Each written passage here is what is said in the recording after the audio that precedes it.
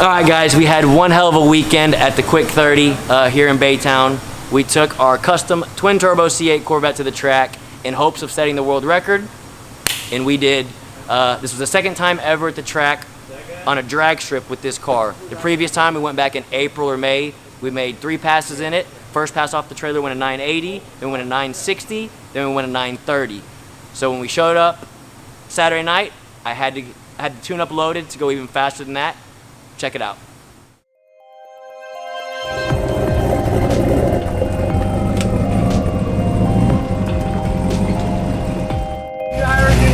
Yeah. Thank you. Yes, sir. Will do. Wheels up, launch, going the best way for the show. Enjoy.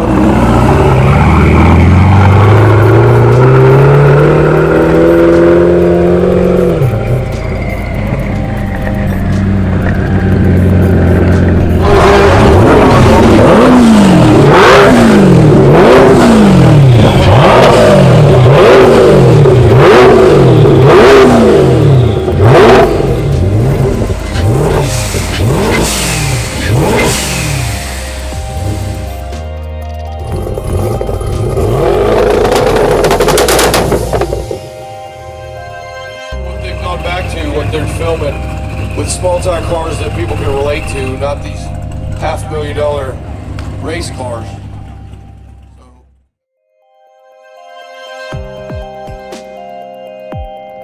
So, here we go. Let's see if we can do it.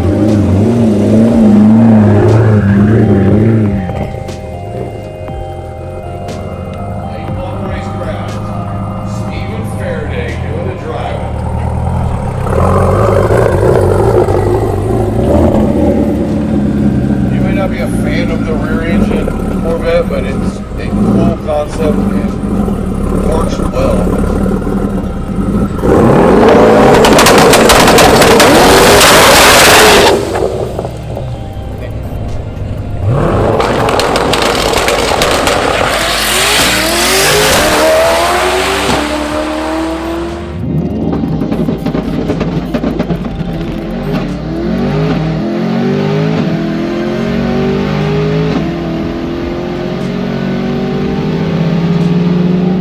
Felt good. I'm gonna turn it up. Damn. The clutch held. I'm actually surprised. That's close to the tune-up that we ran on the street. I think, yeah, that is about the tune-up we ran on the street when we were in Oklahoma. Bro, that was gangster. Yes. For what we have in First pass. What was the mile an hour? Hang on. 156.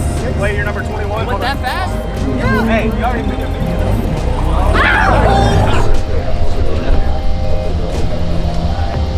Three. Let's turn it up. Hey, let's turn it up. You got 5 minutes? Yeah. Oh, let's go take Brock's car. Okay.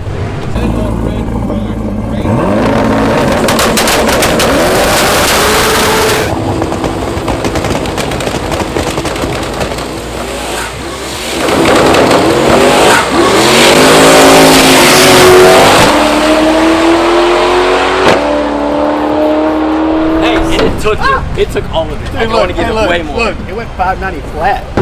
Hey, 136, 60 foot, yeah, son. Get it. Dude. Get your cameras out. Let's see if Faraday sets the record here. If he sets the record, I want to hear this whole place go wild. I know there's not a whole lot of here, but let's hear this place go wild for Faraday, because this is going to be really cool.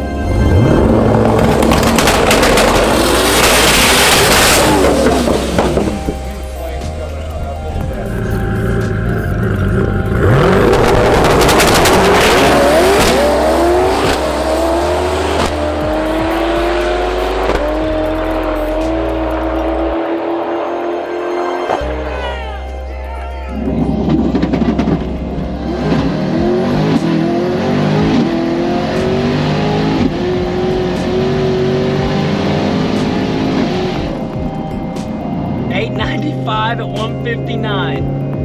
Oh my God, it did it. With a 139 60 foot. Did it really just do that? It did. Hell yeah. With a shittier 60 foot, we got the record.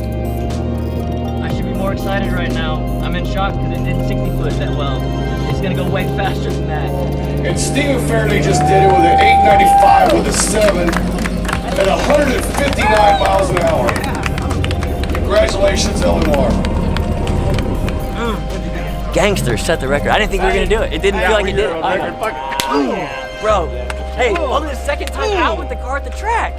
Like that's the 1, 2, 3, 4, 5. That's the 6th pass ever down a drag strip. What did I tell you? What did I tell you?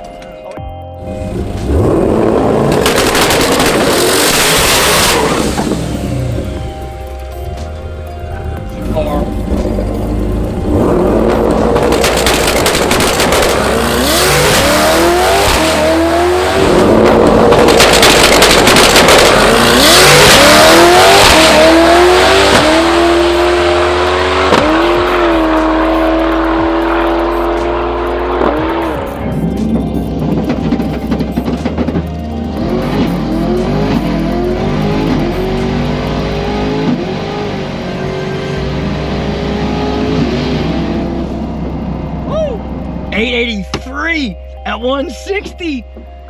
Boom! Alright guys, so if y'all didn't see the time slips, the new record is an 883 at 160 miles an hour. The previous record was held by our friends over at FuelTech, Anderson, who has a red Corvette. Looks very similar to this, who we've partnered up with in this build. As many of you might be thinking, if y'all keep up with the C8 world, the new Corvette world, these cars, the factory ECMs, they're on a global network and everyone says that they're untunable. So we are literally working around the factory ECM. So in 2020, when we first got our first R&D car, I called my buddies at FuelTech. Anderson's the owner. They're from Brazil, but they're based out of Georgia now. I run his system on my race car. It's a 5,000 horsepower Camaro big block that I have, twin turbo, whole 9 yards. And his software engineers were on board to help us come up with a solution around the stock computer.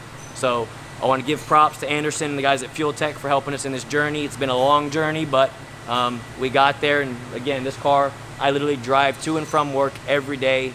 And also, as y'all saw, you can go to the drag strip and run 8s with it on the weekend. It's a phenomenal package for a new car that they say is untunable.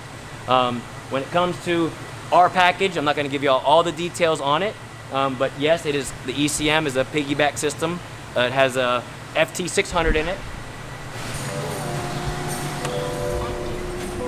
And it's a digital screen as well, so it's touch screen. So check this out. We can go to our dashboard, which is what y'all are seeing right here. And then we also have our different maps, which I don't know if y'all want to see what I have labeled here, but there's my different tune-ups. So you can literally change your boost or your tune on the fly, which is super cool with this setup. So that was our main hurdle when we first started with this car, because obviously everyone wanted twin turbos, everyone wants horsepower. So we put twin turbo kit on it, but our way to get it to work, this truly helped. Second is, how do you get fuel to a car that makes, call it 1,500 or 2,000 horsepower? We have, go back to the front, sorry. We went ahead and built a standalone fuel cell. So I have a fuel cell up front that has its own separate low side pump. And we have a second set of injectors on the intake manifold, which is a billet LME intake manifold. So ECM controls it. Our fueling is supplied through the FuelTech, through an Aeromotive brushless pump. And when the car idles and drives around, it is on the factory electric pump and the factory direct injected, the factory direct injected fuel pump. So it still does have the mechanical fuel pump on it. The port injection only comes on when we see boost. So the car, again, idle and driving around town, runs like stock, runs on the stock fuel system. Our aftermarket fuel system only comes on when we need it in boost. Next big hurdle was the LT2 engine. The LT2 engine is very similar to the LT1 when it comes to the pistons are not, let's just call it boost friendly. They can handle, 8-10 pounds of boost, but anything over that, the pistons are not strong enough to hold the boost. So our buddies over at LME, I've worked with Brian and Pecos for the past 20 years. This setup is literally just a forged piston and a forged rod. We kept the factory crank in it. We went ahead and CNC'd the cylinder heads, and then obviously, as y'all can see this, I call it the upside down turtle shell. on an intake manifold that the guys over at LME helped us design specifically for a boosted application for the C8 Corvette. Next in line when it comes to making this car run and drive down the track is drivetrain components. I want to thank the guys at LG for getting us this 15-inch wheel conversion for the past 6 months. I drive this car on 20-inch wheels, and then on the weekends I put an 18-inch drag radial on it, and it does just fine. But to go to the drag strip and try to set a world record, obviously the biggest tire I can get to fit for traction is what I'm going to put on it. So the guys at LG helped design a 15-inch wheel conversion, just like we do with the C6 platforms and the C7 platforms, and we got this set up to work, and it worked flawlessly this past weekend. With that, obviously upgrades of CV axles. When these cars first came out, there was a lot of stuff on the internet about people breaking stock CV axles, even with stock cars, when it wheel hops really bad, and that is true. Even with the C7s, if it wheel hops bad enough, they will break CV axles. So all the CV axles have been upgraded, and same with the clutch in this car. The clutch is a limiting factor of this car. I will thank the guys at Dodson for working with me over the past 2 years on a project like this. We've pulled a lot of clutches in and out of this car to finally get one to hold the horsepower that we want.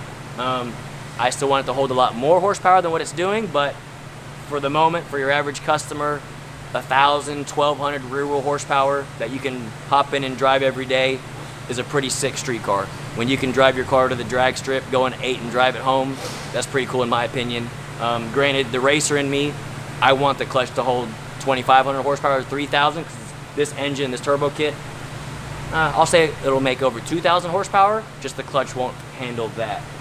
There are a few things we do to the TCM to help give us more line pressures and shift pressures and stuff like that. Can't go into too much details on that stuff. That's for the other guys at home that are R&D in it to figure out themselves. But for the most part, man, this car, man, again, I've been doing this a long time. And when it comes to C5s, C6, C7s, C7 Z06s, I'd get a new platform, I'd R&D it for a couple months, and within a couple months we'd be going 9s, if not 8s, setting records.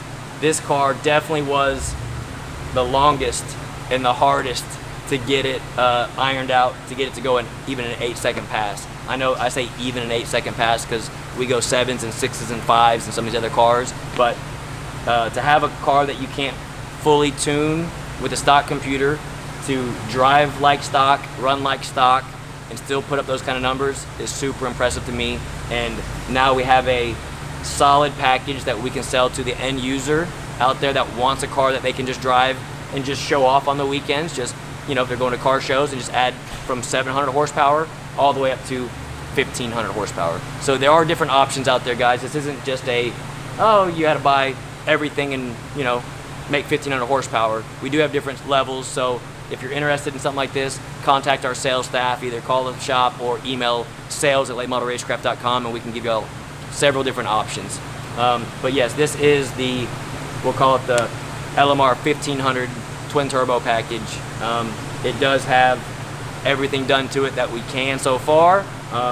Again, the only thing holding it back is still the clutch, which we will continue to work with. Clutch manufacturers, as well as, well, I'll say computer manufacturers and other software engineers, to help give us a little bit more pressures and a little bit more clutch disc, if we can fit any more in the basket, because it is a wet clutch, to hopefully one day hold 2,000 to 3,000 horsepower, just like the other DCT transmissions that are out there in other platforms. Alright guys, I also wanted to mention, we designed our own catback exhaust system for these cars when they first came out, and my goal for it was, A, I want it to look cool, B, it needs to sound good, and obviously make more horsepower is what we want, right? So we designed a stainless system, and we designed a titanium system that we've been selling for 2 years now, right?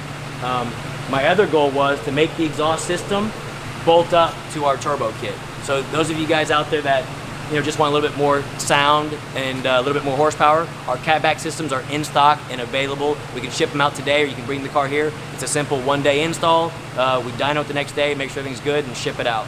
But the cool thing I liked about it was we designed it to also bolt up to our twin turbo kit.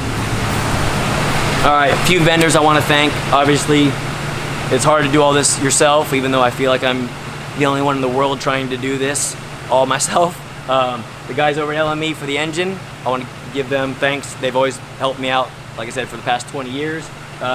DEI, when it comes to heat shields, so these turbo blankets, as well as exhaust wrap, they make fantastic stuff for any of you guys that don't have C8s. If you just have turbo cars at home that need to keep the heat away from other stuff burning under the hood, hit them up. Precision turbo and engine. We have turbos on here. I'll tell everyone the size of it. I'm not hiding anything. They're the billet wheel, ball bearing. I think they're good for a piece. What else we got? And yeah, our guys at Dodson. The clutch itself, we worked with Dodson and a few other clutch manufacturers. They got back to me the quickest, I'd say, when it came to we put a clutch in, it wouldn't work. I'd send it back.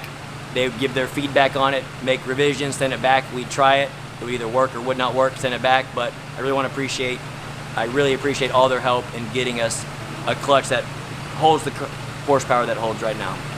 Kind of messed up my words right there, but y'all understand what I'm trying to say.